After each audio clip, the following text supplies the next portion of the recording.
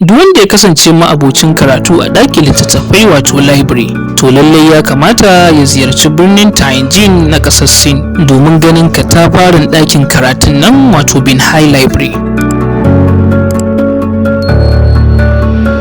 Binhai Library da ke ƙasar China ya kasance ɗaya daga cikin manya-manyan ɗakunan karatu a duniya, inda sabon ziggurat mai haske ya jawo hankulan maziyarta sama da miliyan 1.800 tun lokacin da aka buɗe shi a watan Oktoba na shekarar 2017. Yana ɗauke da kusan 363 na square ft. Ɗakin karatun na Binhai ya kasance ɗaya daga cikin sabbin abubuwan jan hankali na ƙasar China wanda zai iya taimakawa wajen inganta yawan karatun manya na ƙasar.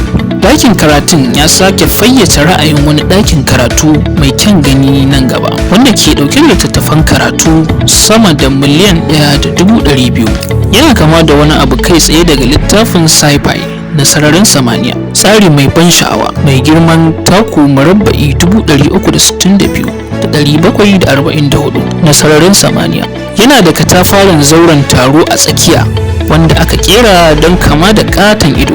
Don haka ku tawo ɗunguma zuwa birnin Tianjin domin ziyartar ɗakin karatun Binhai, domin an ce da a baka labari gwara ka baya. Naku har kullum Nura Ma'azam Bici nake muku fatan alkhairi a ko ina kuke a faɗin duniya.